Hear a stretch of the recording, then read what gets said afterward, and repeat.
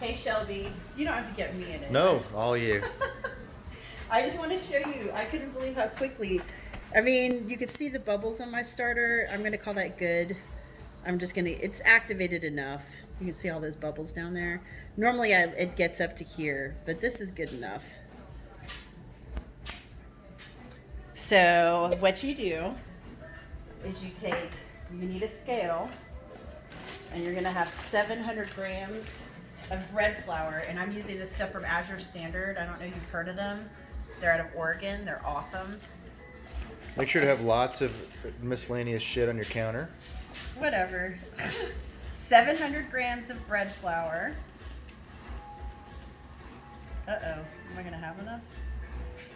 600 grams of bread. Okay, pause it. I got to go get another thing of bread flour. We'll be right back. All right. So 700 grams of that bread flour, and then 300 grams of whole wheat flour, which this is still a flour variety I just started trying, which I'm hoping helps. But you can experiment with the flours too. Like spelt flour, I've done einkorn flour. I'm gonna try some semolina for the first time. Oops, I went a little over.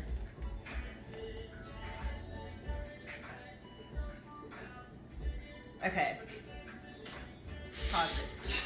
Head up. Well, you didn't tell me to unpause, so now you got to go. She has this weird device that I probably paid too much money for to mix it up. It's like under 20 bucks, Joe.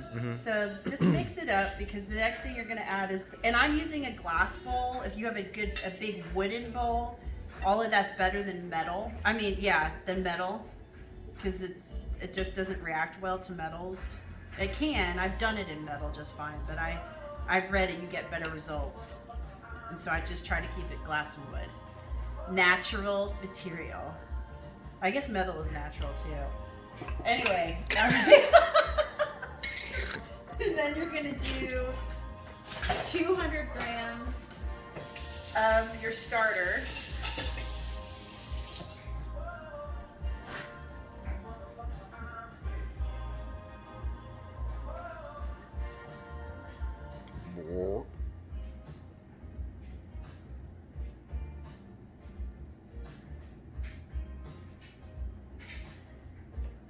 That's a little over.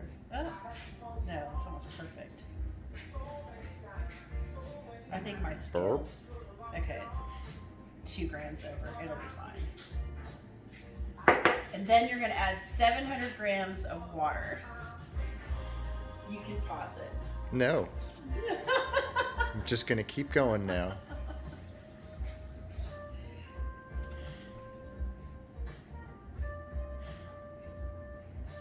Is going to be a full, I already know this is not going to be 700 grams. It's close. 440. That's not close. It won't take another full one to fill it up, is my point. Don't argue with me. You got to be careful on the second pour. Got to pay attention.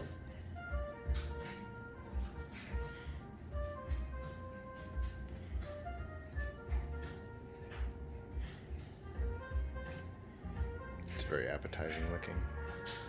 It's very, think about it though. This is all, other than salt, these are the only ingredients. You can't get more pure than that.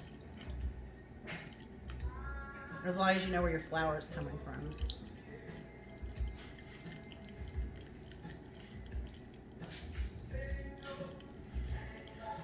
I try to be very careful with the liquid, just because it's harder to take that out.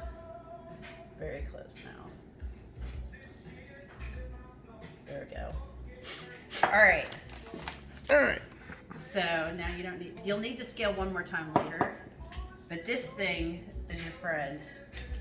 Wait, show the thing again. That thing. Okay. It really mixes it up. I was using a stand mixer, and then when I moved to Oregon last year, I didn't bring the stand mixer with me, and I was like, there's got to be a better way. And this is it. Magic wand. Yeah, this is how you do it. I think it's better than the stand mixer. This is like a traditional way to mix dough. This is how their Aboriginal people did it. I don't think they ate. I don't know. Did they? I feel like that's a white person thing. I am making it up.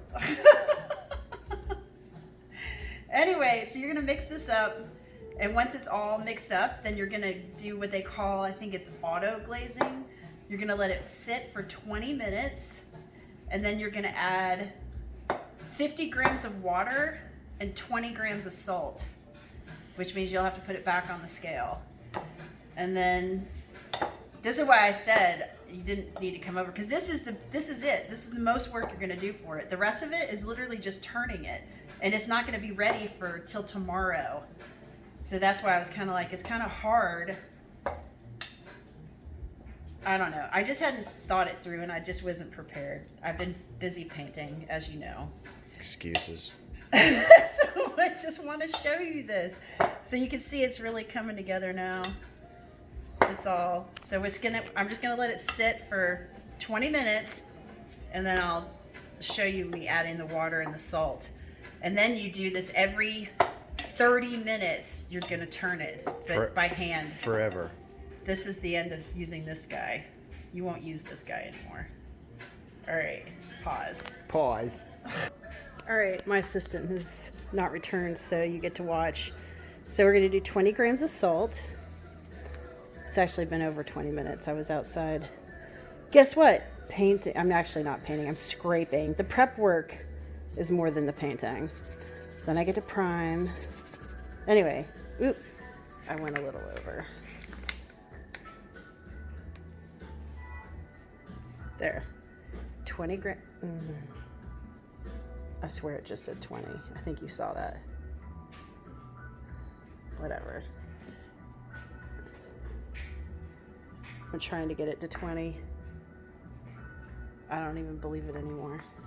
I feel like I've taken off 2 grams. That's one of the reasons why I do the salt, though, before I add the 50 grams of water. Anyway, I'm being anal. 20 grams. There we go. Is it going back and forth? Yeah, it still says 22. Nope, 20. Okay. And then we're going to add 50 grams of water. I'm going to reset that. Whatever. So when that gets to 70.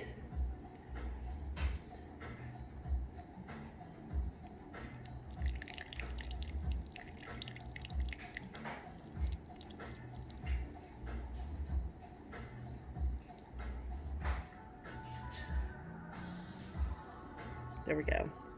So that was actually 50, because 50 plus 20 is 70. All right, just a sec. Well, you won't be able to see me, but I'm going to get my hands wet, because this is easier if your hands are wet to clean. They'll still be a little dirty when you're done mixing it, but it helps. Okay, so that's after I've mixed it. And now you're going to set your timer for 30 minutes. And for the next 3 hours, every 30 minutes, you're just going to turn it. And you just kind of, I'll show you one of the times I turn it when Joe's finally back. But it's 5 seconds. That's why I said, like, it's just all day of kind of coming back. Obviously 3 hours every 30 minutes for 3 hours, then on the hour for 2 hours.